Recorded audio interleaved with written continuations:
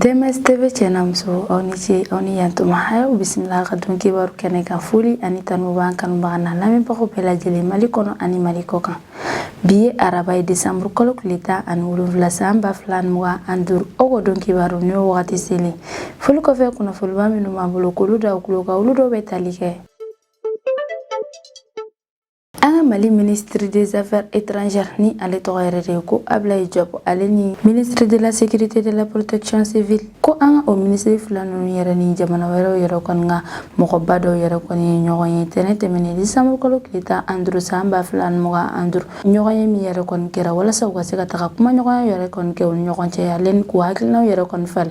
PAMEX 2026 ko yere kan ni oye salon international de la défense et de la sécurité édition flana yere mi yere bina kanga mali jamana yere kon nana tuguni tenete mene décembre kolkleta andru samba flan moga andru ko mali ministère de la santé et du développement social kabolo farado minu yere kon me wala sa dankari sida banakise fugata se tuberculose ani hépatite virale yere kon ma ko les journées scientifiques 2025 do yere kon lasma yere kon ke odon ko fale yere kon mi yere fana kera anga mali jamana yere ka ministre de la santé yere kon nyana ni ale to yere ko colonel Assamba Diallo Touré yere wa fana ko mali ma ba chama yere fana ko mo okena yere fana kan biennale artistique et culturel mi yere kon benake anga mali jamana yere kon na kerengrene ala ni abinake Tombouctou yere kadam ne décembre ko klita an she yere na tayna katakabla décembre ko klemwa an she yere kon ko kum yere la mi yere kon anga jamana ministre de l'artisanat et de la culture yere kon kale yere kon sira Tombouctou ami watim ne na fa ko biwa fana ko jamana were fana ka touriste chama yere kon sira Tombouctou région yere kon nana wala saka taga ni biennale belebele yere kon assister ko jamana were ka touriste minu yere kon nana mali jamana yere kon nana wala saka taga o biennale yere assister ko yere kon sera mali jamana yere kon nana tenete mene décembre ko kleta andur samba flan muga andru nu yere kon sera anga Bamako fa ba yere la ko fe ko soro ka taga nu ye fo Tombouctou région yere kon Traité mene décembre ko kleta an wora samba flan muga andru ko mali chambre d'accusation de la cour d'appel mao yere kon kunganga mi yere kon Youssouf Bachilni ambela jele yere kon ma yere kon do ras bachere la ninga ale yere kon nga délibéré kon ke odon ko fala yere kon na fo ambela jele yere kon ma kalama Youssouf Bachili yere kon kumine yere kon do ninga bla kaso yere kon na kabili samba flan muga ansaba fo na sami watim na fo ko bi bere ko so yere ka fo ko mi yere kon mali chambre d'accusation de cour d'appel mao yere kon ko yere kon nga décision kele yere kon ras bachali ka affaire ko kon kala je nasor ni ras ba chale kon betu kaso yere kon na wal male be lablaire wal mani sharami yere kon kanga bolaka o bena wode kon nyefoli kanyi kari temene décembre ko kleta annan samba flan muga andru no yere kon ku sedaw jamana nyama yere kon ga nyawanye bilibile yere kon mi yere kon kera Abuja ni o yere Niger fa ba yere di o nyawa yere kon CV mi yere kon sedaw nyama baw yere kon o lu yere kon nya décider ka fo ko kele mi yere kon me uni ayse jamana yere kon nyoje ku ko kele nu bele jele yere kon bang ku ga ben yere kon nyini ko yere kon gafsa wa jamana bele jele yere kon mo fana wa kuma yere fana se fe kon nya yere ka fo ko mi yere kon ayse jamana yere kon ko lu yere kon menato sedaw institution do yere kon minu yere be talike sedaw ma ga banki haleni giaba yere kan sedaw jamana nyama ya yere ka fo ko jonyo wa mi yere kon me ayse jamana haleni sedaw yere nyoje kerengere la mi yere kon me talike bangi ko yale ni kiaba ko yero kon ga ko jinyo yero kon tu nyoje kal nasor aysi jamana yero kon te sedaw yero la tuguni tarata temene décembre ko kleta an wora samba flan mo andurmi yero kon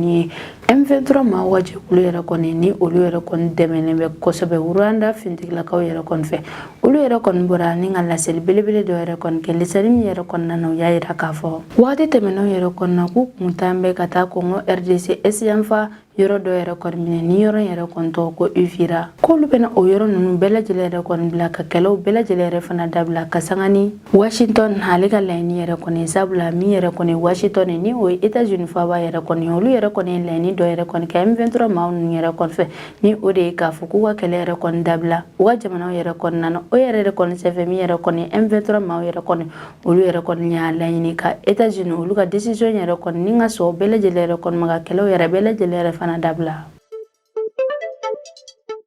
Mali ministre des Affaires étrangères ni ale tɔgɔ ko Abdoulaye Diop ko ale ni an ka Mali ministre de la sécurité et de la protection civile ko o maa fila ninnu yɛrɛ kɔni jamana wɛrɛw yɛrɛ ka maaba dɔw yɛrɛ kɔni ɲɔgɔn ye tɛnɛ tɛmɛnen décembre kalo tile 15 san 2025 ɲɔgɔn min yɛrɛ kɔni kɛra walasa u yɛrɛ kɔni ka se ka taa u hakilinaw yɛrɛ kɔni falen ale ni ka hakilina wɛrɛw yɛrɛ kɔni di ɲɔgɔn ma BAMEX 2026 ko yɛrɛ kɔni ka ni ale bɛ wele fana ko salon international de la défense et de la sécurité ko yo ɲɔgɔnya yɛrɛ kɔni kɛ walasa u kɔni ka taga kuma o salon édition filanan yɛrɛ kɔni ka min yɛrɛ bɛna segin ka kɛ an ka Mali jamana yɛrɛ kɔnɔna na tuguni ko salon BAMEX 2026 yɛrɛ kɔni bɛna kɛ novembre kalo nata ye la san 2026 yɛrɛ la u y'a yɛrɛ k'a fɔ ko BAMEX yɛrɛ kɔni ko nafaba yɛrɛ de b'a la kɛrɛnkɛrɛnnenya la jamana fintigilakaw yɛrɛ kɔni ta fanfɛ ale ni diplomate yɛrɛ fana la ko BAMEX yɛrɛ kɔni k'u bɛna don u ka fɛɛrɛba dɔw yɛrɛ de kɔnɔna na fɛɛrɛ minnu yɛrɛ bɛ tali kɛ kuma ɲɔgɔnyaw ale ni lakanako jɛɲɔgɔnyaw yɛrɛ kan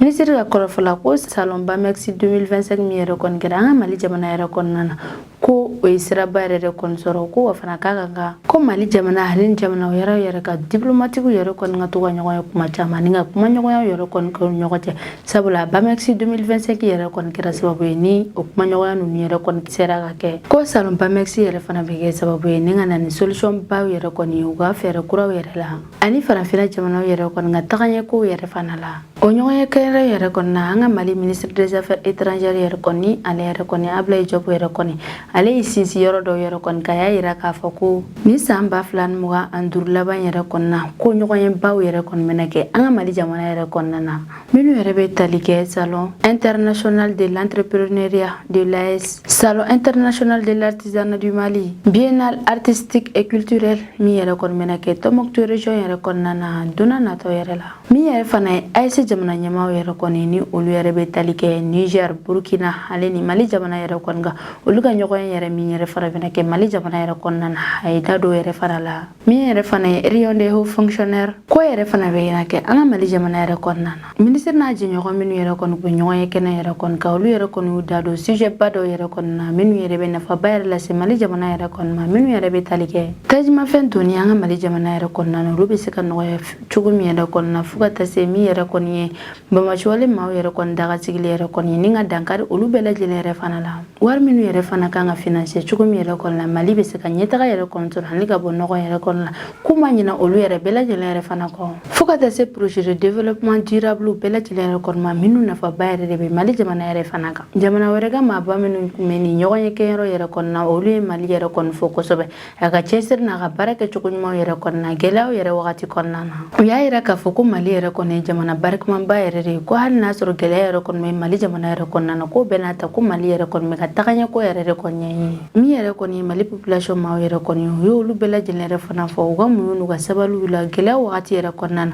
o bɛɛ lajɛlen yɛrɛ fana kɔfɛ u y'u ka dɛmɛw yɛrɛ kɔni kɛ ni ka ɲɛsin Mali jamana yɛrɛ ma ministre ya u ka nin ɲɔgɔn yɛrɛ kɔni ta tuguni Mali gouvernement yɛrɛ ka laɲini yɛrɛ de ni o de ye ka BAMEX 2026 yɛrɛ kɔni kɛ ɲɛnajɛ belebele yɛrɛ kɔni ye ɲɛnajɛ min yɛrɛ kɔni na ni diɲɛ jamana caman yɛrɛ kɔni fana bɛ se ka na u sen don o ɲɛnajɛ yɛrɛ la wa Mali yɛrɛ bɛ fɛ ɲɛnajɛ yɛrɛ fana ka se ka lakɔdon jamana caman yɛrɛ fana fɛ cogo min yɛrɛ kɔni na o jamana ninnu bɛɛ lajɛlen yɛrɛ fana bɛ se ka na ka n'u sen don ɲɔgɔnya ninnu yɛrɛ fana la wa Mali yɛrɛ bɛ fɛ salon BAMEX 2026 yɛrɛ kɔni ka se ka lakɔdon diɲɛ jamana caman yɛrɛ kɔni fɛ cogo min yɛrɛ kɔni na o jamana caman ninnu yɛrɛ fana bɛ se ka na u sen yɛrɛ kɔni don salon BAMEX ko yɛrɛ la ko salon BAMEX yɛrɛ kɔni dayɛlɛn don bɛɛ lajɛlen de ye wa bɛɛ lajɛlen yɛrɛ fana bɛ se ka na cogo min yɛrɛ kɔni na projet ale ni partenariat bɛɛ lajɛlen yɛrɛ bɛ se ka sɔrɔ salon yɛrɛ kɔni sɛfɛ min yɛrɛ kɔni bɛ se ka kɛ jaabi ɲumanba yɛrɛ de ye Mali ka laɲini ne fana salon BAMEX 2026 yɛrɛ kɔni ka se ka kɛ fɛnba ye min yɛrɛ kɔni bɛ se ka jɛɲɔgɔnyaba yɛrɛ sabati Mali jamana ale ni jamana caman yɛrɛ kɔni ɲɔgɔn cɛ kɛrɛnkɛrɛnnenya la lakanako yɛrɛ fana ta fanfɛ Mali jamana ka laɲini ne o salon BAMEX yɛrɛ kɔni ka se ka kɛ sababu ye min yɛrɛ kɔni ye jamana wɛrɛ ka diplomate ale n'a ka consulat yɛrɛ kɔni k'olu bɛɛ lajɛlen yɛrɛ kɔni bɛ se ka na o sen nɔ salon BAMEX 2026 yɛrɛ la baara ɲɔgɔnya sira ale ni salon BAMEX 2026 yɛrɛ kɔni laɲiniba dɔ yɛrɛ kɔni ye min ye walasa ka jɛɲɔgɔnyaba yɛrɛ kɔni kɛ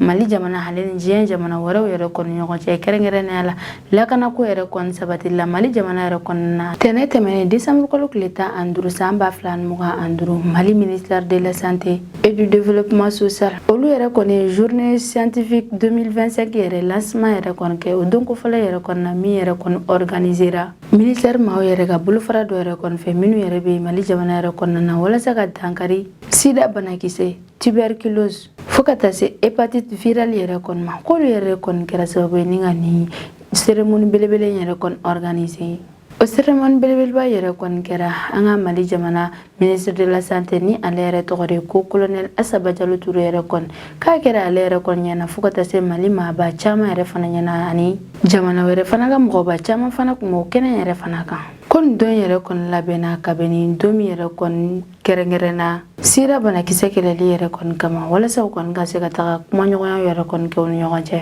walasa u ka dɔnniyaw yɛrɛ kɔni falen cogo min yɛrɛ kɔni na u bɛ se ka solution yɛrɛ kɔni sɔrɔ ni bana saba ninnu yɛrɛ kɔni fura yɛrɛ la. O ni bolofara min yɛrɛ bɛ Mali jamana yɛrɛ kɔnɔna na minnu yɛrɛ kɔni ka baara sinsinnen bɛ ka sida banakisɛ yɛrɛ kɔni kɛlɛ olu ka représentant yɛrɛ kɔni ka kɔrɔfɔla y'a yira k'a fɔ ko nin yɛrɛ kɔni bɛna kɛ sababu ye walasa jamanaw yɛrɛ kɔni ka se ka gɛrɛ ɲɔgɔn na cogo min yɛrɛ kɔni na u bɛ se k'u hakilinataw yɛrɛ falen ale ni ka solution yɛrɛ sɔrɔ sida banakisɛw yɛrɛ la. O ni sida ka représentant ka kɔrɔfɔla y'a yira k'a fɔ ko Mali jamana yɛrɛ kɔnɔna na ko mɔgɔ 111 yɛrɛ kɔni bɛ commune yɛrɛ kɔni bɛ ni sida banakisɛ yɛrɛ kɔni b'olu la. Ko san laban yɛrɛ fana kɔnɔna na ko mɔgɔ 4000 yɛrɛ fana bɛ yen nɔ minnu yɛrɛ fana farila o mɔgɔ ninnu yɛrɛ fana kan. Mɔgɔ 4900 k'olu yɛrɛ fana bɛɛ lajɛlen yɛrɛ kɔni banna sida banakisɛ yɛrɛ fana sababu la. Ni bilanba yɛrɛ kɔni bɔli yɛrɛ kɔni na a yɛrɛ ye sinsin k'a fɔ k'u ka nin ɲɔgɔnya yɛrɛ kɔni ko nafaba yɛrɛ de b'a la sabula a bɛna kɛ sababu ye u ka se ka solution yɛrɛ kɔni ɲini cogo min yɛrɛ kɔni na sida banakisɛ yɛrɛ kɔni kana se ka dankari maaw yɛrɛ kɔni na ani maa minnu yɛrɛ kɔni garisigɛlen bɛ sida banakisɛ yɛrɛ kɔni na ni ka fura yɛrɛ kɔni ɲini ka di olu yɛrɛ ma.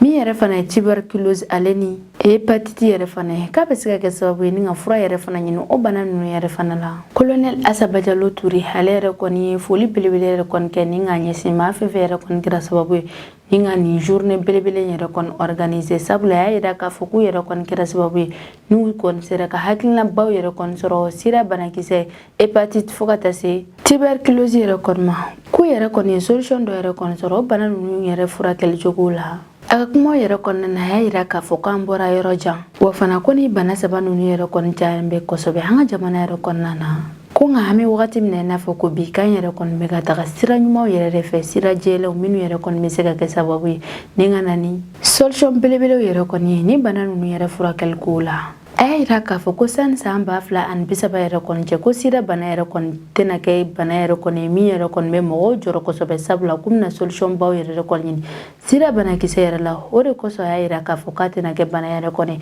min bɛ mɔgɔw yɛrɛ jɔrɔ k'a tɛna kɛ bana yɛlɛmata yɛrɛ fana ye sabula u bɛ solution ɲini o bɛɛ lajɛlen yɛrɛ la cogo min yɛrɛ kɔni na sida banakisɛ yɛrɛ kɔni kana se ka yɛlɛma maa wɛrɛw yɛrɛ fɛ. Biennale artistique et culturelle min yɛrɛ kɔni bɛna kɛ an ka Mali jamana yɛrɛ kɔnɔna na kɛrɛnkɛrɛnnenya la n'a bɛna kɛ Tombouctou région yɛrɛ kɔnɔna na k'a daminɛ décembre kalo tile 18 nata ka taa bila fo décembre kalo tile 28 yɛrɛ la ko hukumu yɛrɛ de kɔnɔna na min yɛrɛ kɔni jamana wɛrɛ yɛrɛ kɔni ka touristiw yɛrɛ kɔni k'olu yɛrɛ camanba yɛrɛ kɔnɔna na an ka Mali jamana yɛrɛ kɔnɔna na tɛnɛn tɛmɛnen décembre kalo tile 15 san 2025 walasa ka na biennale artistique et culturelle ba min yɛrɛ bɛna kɛ an ka Mali jamana yɛrɛ kɔnɔna na ni ka o assiste min yɛrɛ fana an ka Mali ministre de la culture et l'industrie yɛrɛ k'ale yɛrɛ fana sera Tombouctou région yɛrɛ kɔnɔna na an bɛ wagati min na i n'a fɔ ko bi ko touriste minnu yɛrɛ bɔra u ka jamana yɛrɛ kɔnɔna na ni ka na an ka Mali jamana yɛrɛ kɔnɔna na tɛnɛn tɛmɛnen k'olu yɛrɛ bɛ tali kɛ américains polonaises angolaises fo ka taa se slovènes yɛrɛ kɔni ma ko ninnu bɛɛ lajɛlen yɛrɛ de jiginna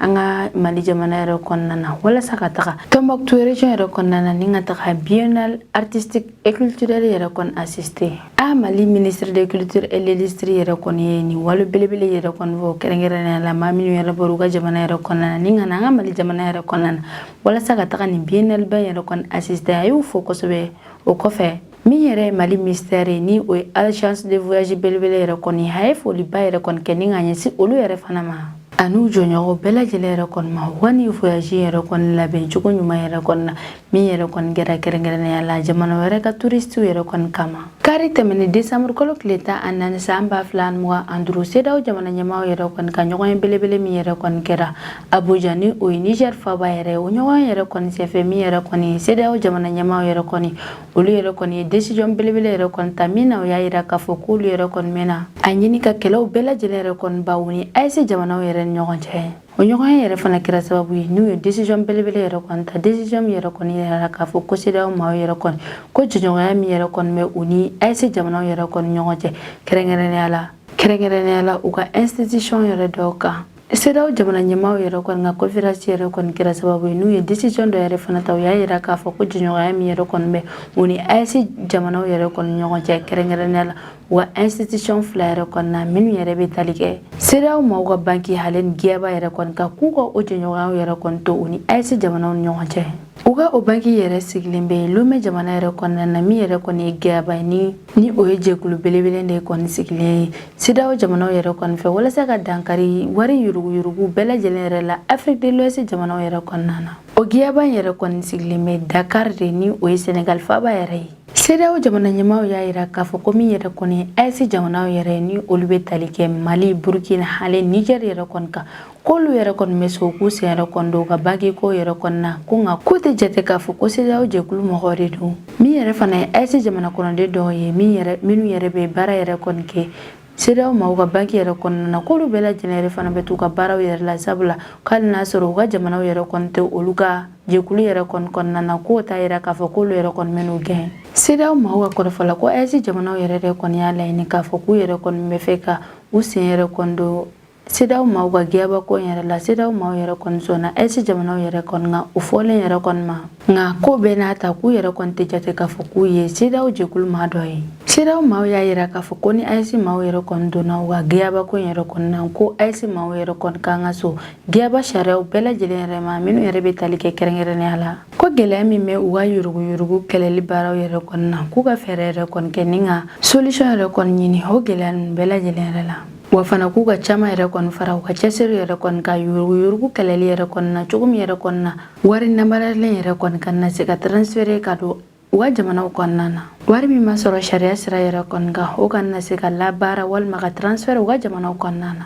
CEDEAO maaw yɛrɛ kɔni ye fɛɛrɛ kura dɔw yɛrɛ kɔni boloda Bamacɔwale maaw kɛlɛli yɛrɛ la o fɛɛrɛ kura yɛrɛ bɛ tali kɛ brigade régional kura dɔ yɛrɛ kɔni sigili yɛrɛ u ka jamana région caman yɛrɛ kɔnɔna na teriya yɛrɛ kɔni na walasa ka dankari Bamacɔwale maaw yɛrɛ kɔni ka menaces bɛɛ lajɛlen yɛrɛ la o brigade kura ninnu yɛrɛ kɔni sigilen yɛrɛ bɛ bɔ CEDEAO commission maaw yɛrɛ de la CEDEAO bɛ fɛ ka CEDEAO jɛkulu ka service de renseignement ale ni a kɛrɛfɛ jamanaw yɛrɛ ka service de renseignement maaw bɛɛ lajɛlen yɛrɛ fara ɲɔgɔn kan o bɛɛ lajɛlen kun ye walasa ka brigade kura min yɛrɛ kɔni bɛna sigi CEDEAO maaw yɛrɛ kɔni fɛ ni ka olu ka baaraw bɛɛ lajɛlen lateliya ani k'u ka kunnafoniya n'u ka baaraw bɛɛ lajɛlen yɛrɛ fara ɲɔgɔn kan Bamacɔwale maaw kɛlɛli yɛrɛ la karata tɛmɛnen décembre kalo tile 16 san 2025 ko Yusufu Bacili ni an bɛɛ lajɛlen yɛrɛ kɔni m'ale dɔn ko Aras Baci yɛrɛ la ko ale ka délibéré yɛrɛ kɔni kun tɔgɔ dara ni ka bɛn ni tarata dɔ yɛrɛ kɔni nka an ye kunnafoniya dɔw yɛrɛ kɔni sɔrɔ minnu y'a yira k'a fɔ ko chambre d'accusation maaw yɛrɛ kɔni ma décision yɛrɛ kɔni ta Aras Baci ale yɛrɛ kɔni ka délibéré ko yɛrɛ la tarata tɛmɛnen don ko chambre d'accusation maaw yɛrɛ kɔni ye Aras Baci ale ka dossier yɛrɛ kɔni bila ka taga cour d'assises min yɛrɛ kɔni na ko yɛrɛ kɔni tɛ Mali jamana yɛrɛ kɔnɔna na ko sisan yɛrɛ kɔni min yɛrɛ kɔni Aras Baci ale ka dossier yɛrɛ kɔni ko yɛrɛ kɔni bɛna bila ka taga procureur général de la cour d'appel yɛrɛ kɔni yɔrɔ la walima k'a bɛ bila ka taga chambre criminelle la ni o yɛrɛ fana bɛ cour d'appel kelen yɛrɛ fana kɔnɔna na ni o bɛ an bɛ waati min na i n'a fɔ ko bi Aras Baci ale yɛrɛ kɔni ka dossier bɛ procureur général de la cour d'appel de Bamako yɛrɛ kɔni bolo ni ale yɛrɛ kɔni bɛna bila ka taga chambre criminelle la ni o yɛrɛ fana bɛ cour d'appel kelen yɛrɛ kɔnɔ walima a bɛna bila ka taga communicatif tribunal yɛrɛ la anti cyber criminalité maaw yɛrɛ ka yɔrɔ la an bɛ waati min na i n'a fɔ ko bi marché yɛrɛ kɔni t'a dɔn n'a sɔrɔ ni procureur général yɛrɛ kɔni bɛna bila ka taga yɔrɔ kelen min yɛrɛ kɔnɔ na an bɛ waati min na i n'a fɔ ko bi Aras Baci ale yɛrɛ kɔni ka délibéré ko min yɛrɛ kɔni ko fara k'a bɛna kɛ ka sanga ni tarata tɛmɛnen décembre kalo tile 16 san 2025 ko yɛrɛ kɔni ma bɔ tuguni nka an yɛrɛ kɔni t'a dɔn a tɔ yɛrɛ kɔni bɛna kɛ cogo min yɛrɛ kɔni na nka n'an ye kunnafoniya minnu yɛrɛ sɔrɔ o ko yɛrɛ kɔni na an bɛna bɔ ka walawalali yɛrɛ kɔni k'aw ye don n'a nataw yɛrɛ la sisan an bɛ tɛmɛ ni an ka jamana kɔkan kibaru yɛrɛ ye tarata tɛmɛnen décembre kalo tile 16 san 2025 M23 jɛkulu maaw yɛrɛ kɔni bɔra ni ka laseli belebele yɛrɛ kɔni kɛ laseli min yɛrɛ kɔnɔna na u y'a yira k'a fɔ ko olu yɛrɛ kɔni bɛna so Washington ka laɲiniw yɛrɛ kɔni ma